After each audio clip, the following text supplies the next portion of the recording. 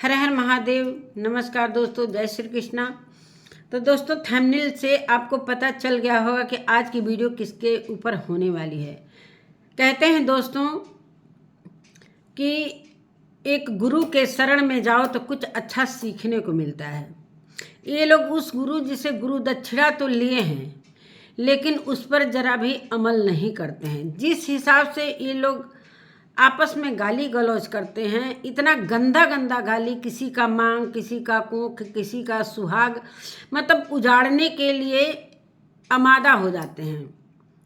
तो क्या शिक्षा इन लोगों को मिलता है? क्या गुरु बनाने का यही सिला मिला?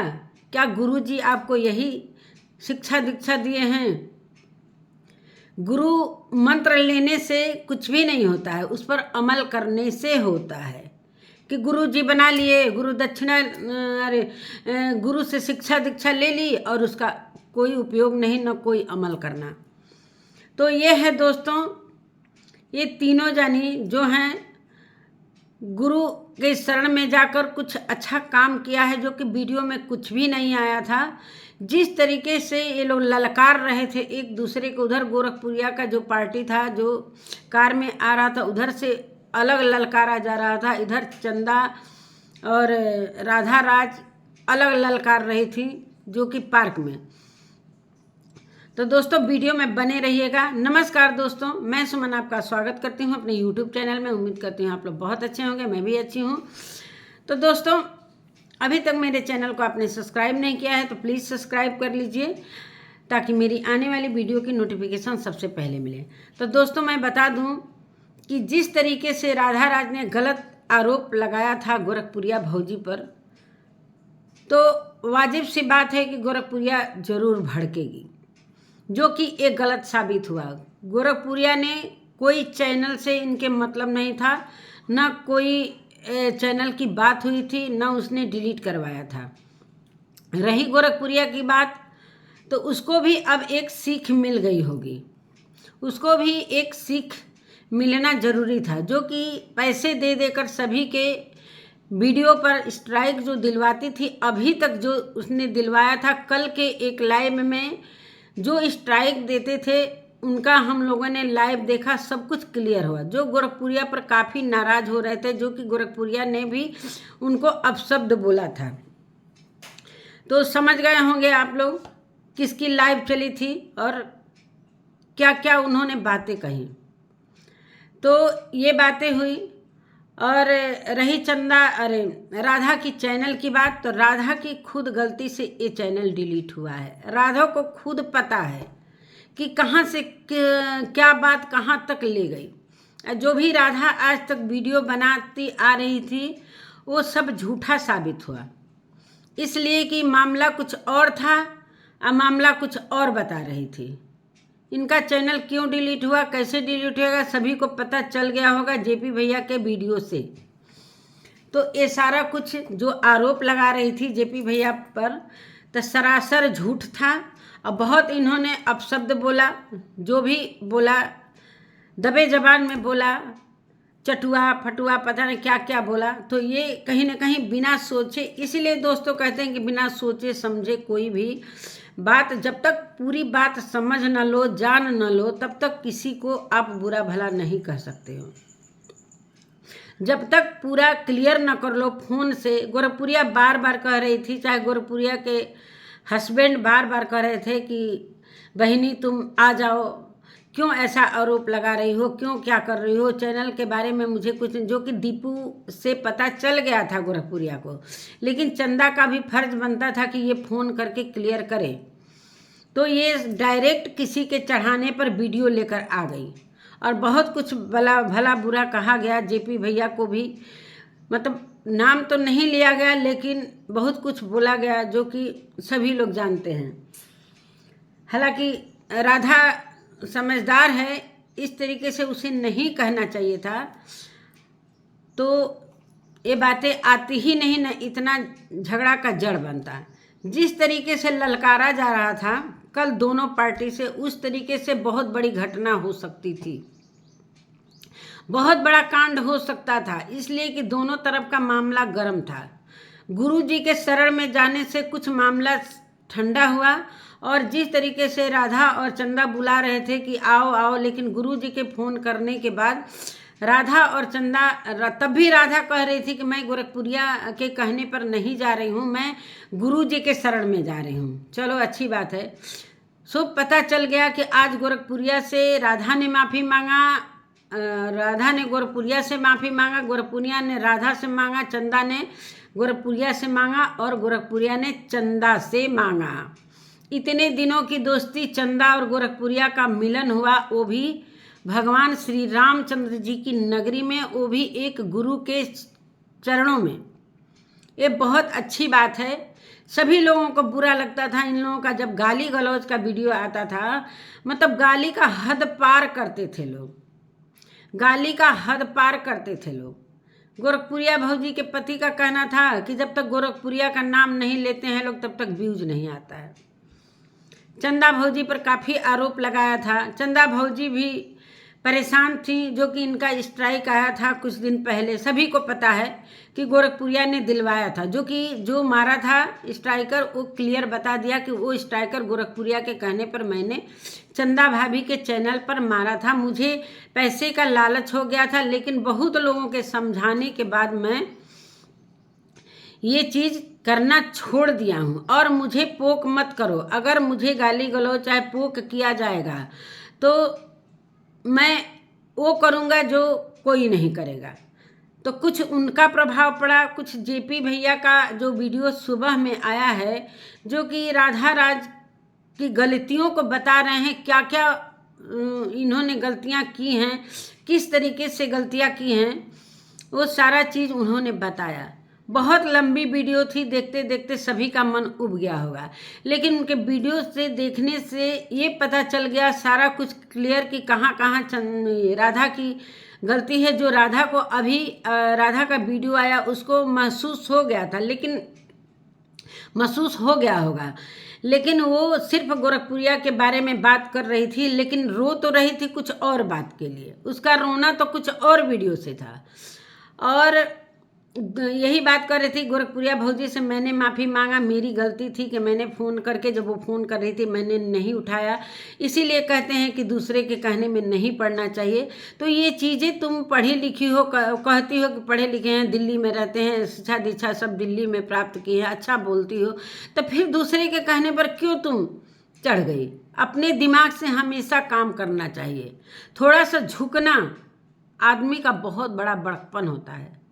थोड़ा सा झुक जाओ तो बहुत बड़ा बड़कपन होता है। और जो गुरु है उसकी बातों को हमेशा दिमाग में बैठाकर चलना चाहिए।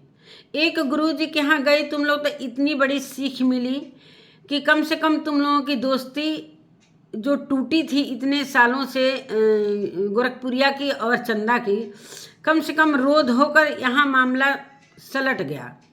मुझे तो विश्वास भी नहीं हो रहा है, लेकिन वीडियो द्वारा मालूम चला है कि चंदा और मेरी दोस्ती हो गई, और हम तीनों मिलकर काम करेंगे। अच्छी बात है, तीनों मिलकर, और कोई करे चाहे नहीं। अब हम लोगों का यही है कि सारे यूट्यूबर मिलकर काम करेंगे।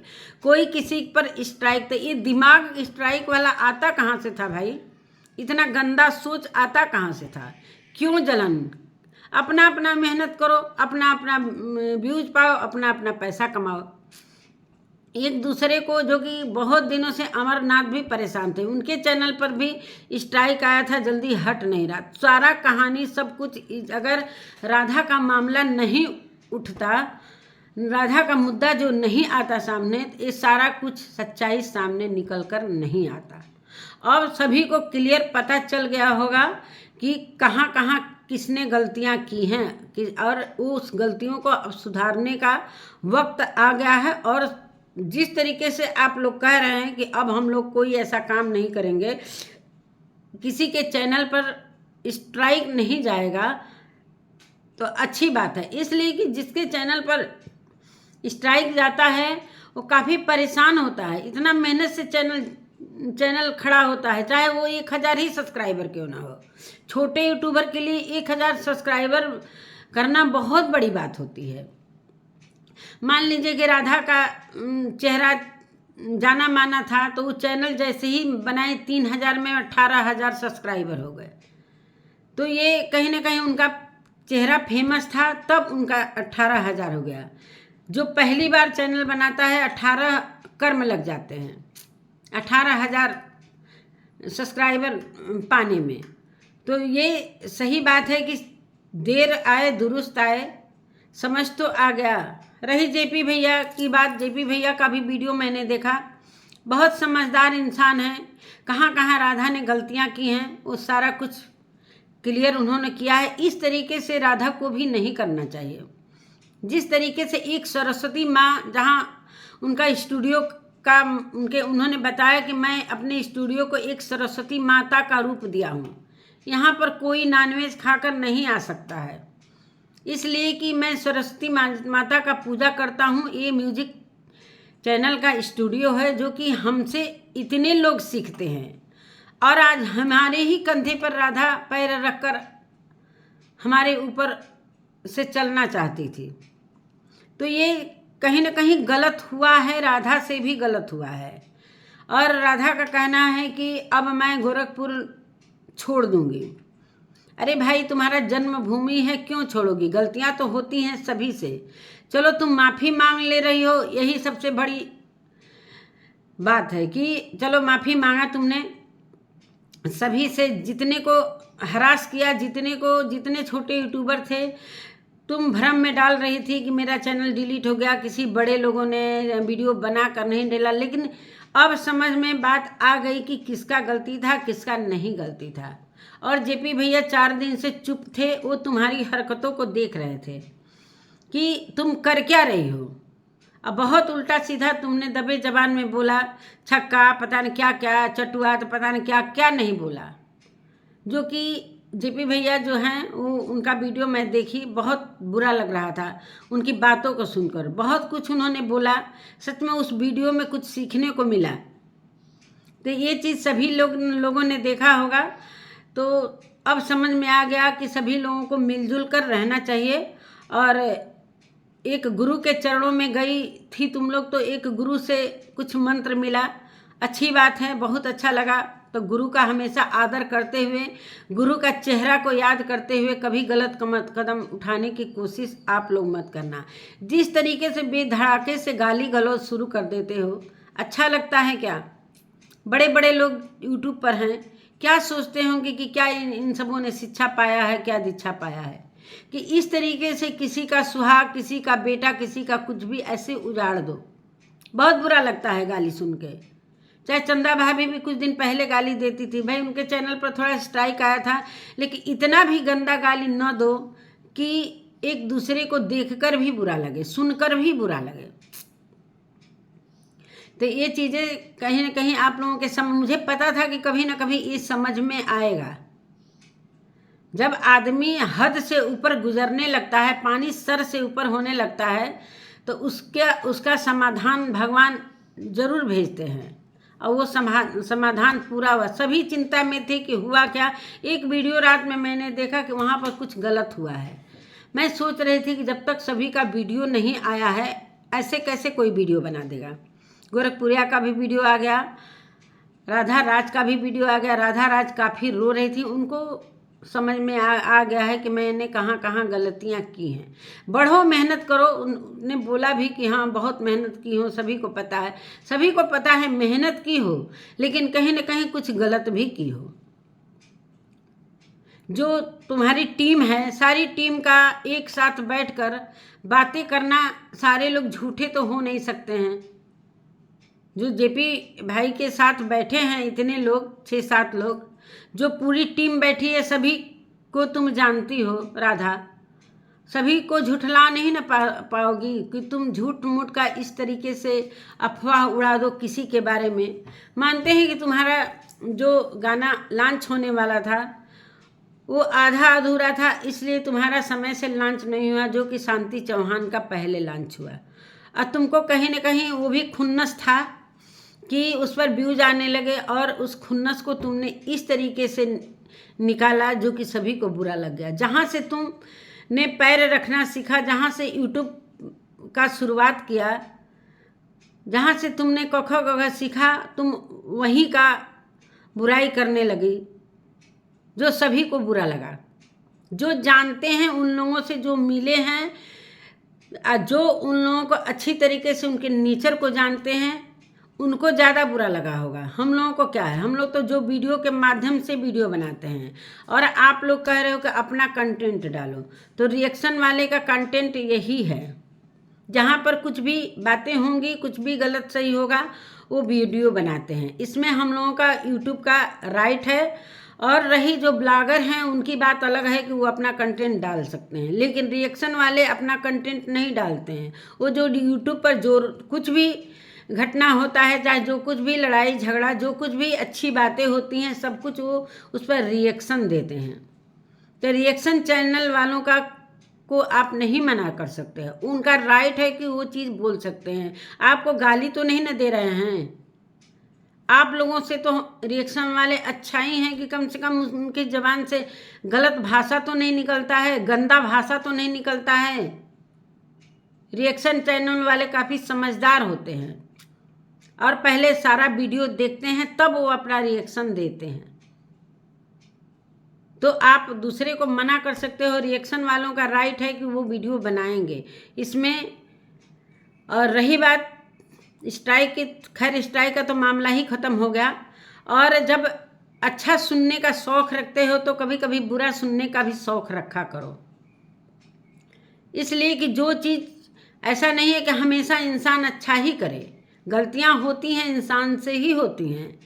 लेकिन कभी कभी वही इंसान सोचता है कि मैं गलत रास्ते पर नहीं हूँ, मैं गलती नहीं कर रहा हूँ, सामने वाला ही गलत है।